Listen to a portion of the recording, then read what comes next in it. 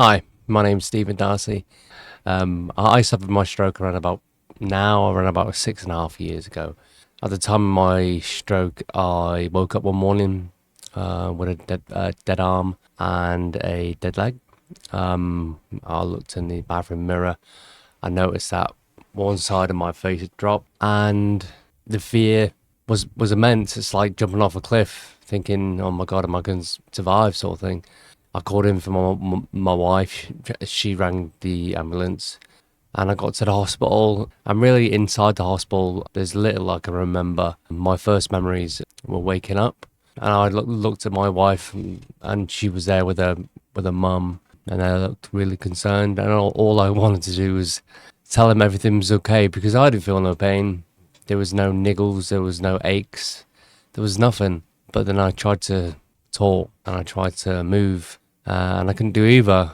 All I can say is how that felt was it felt a bit like first of all I felt weird because you expect that when you think something and you say it that it would come out, but it didn't. It felt weird. It felt like there's no connection there. Yeah, I lost the power to walk. I lost the power to sit up. I lost the power to stay in a right position. Obviously, my recovery has been good, but through my recovery, my mental health has suffered.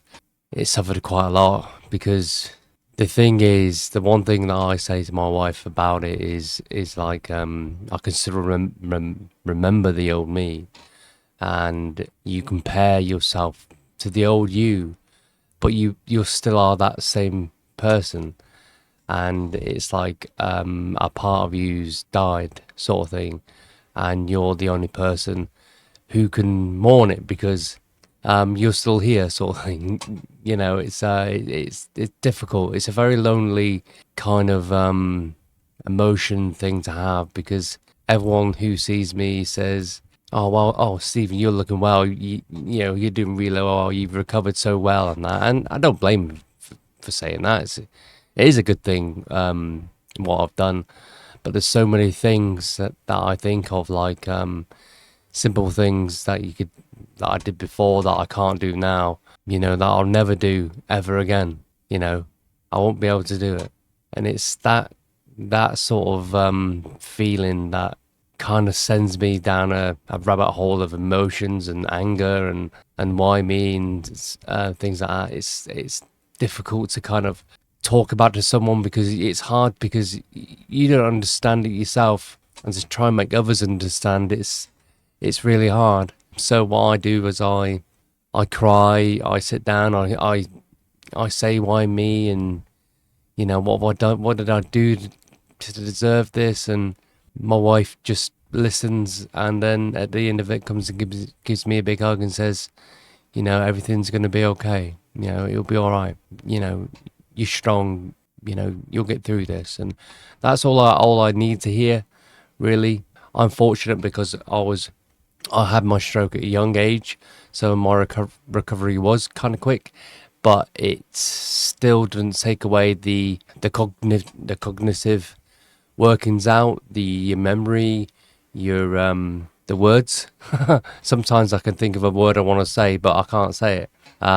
Things that all stroke survivors suffer with. Now, again, I was fortunate that I had a loving family right behind me who kept me going, kept me strong, and kept me on the straight and narrow. There was times when I'd wake up, I'd lie in bed, and I think to myself, why bother? Why get up? What's the point?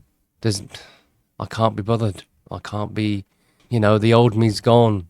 Why should I carry on? Why should the bit that's left, like carry on fighting, sort of thing? It was tough, and it continues to be tough. The days when I can wake up and I can feel really, really, really bad. Fatigue gets in the way, and when you feel bad and you're fatigued at the same time, it's a killer. It just makes you really, really, really morbid about the future and about what things are going to happen, what may happen, and stuff like that. I mean, I myself, I go to the gym. I quit smoking all that time when I had this stroke. I don't drink that much. I eat healthily. I don't snack anymore. I put myself on that kind of way of life to stop having anything like that happen again. It just sucks, to be in the position that I am. I'm grateful that I'm still here. Boy, am I grateful I'm still here. But on the same time, I'm mourning on my own. You know, I go through hell on my own. It's a disaster what's happened, but only I can feel and feel the effects that comes with having a stroke. It's a very lonely place to have happen to someone. It's nice when you go and speak to other stroke survivors who say, I know what you're saying. You're not alone and things like that. It's nice to talk to them, and it is good for mental health. Now, one thing that I've learned is from obviously having all these emotions running through my head is that the best thing to do is actually talk to someone. And even if you can't talk to someone, talk to yourself. I know that sounds strange, but like go look in the mirror and say it, because of you, getting it out of here is what I think is half the battle. Is talking about what's going on, why you feel the way you do, what do you think what has happened, and just talk about it.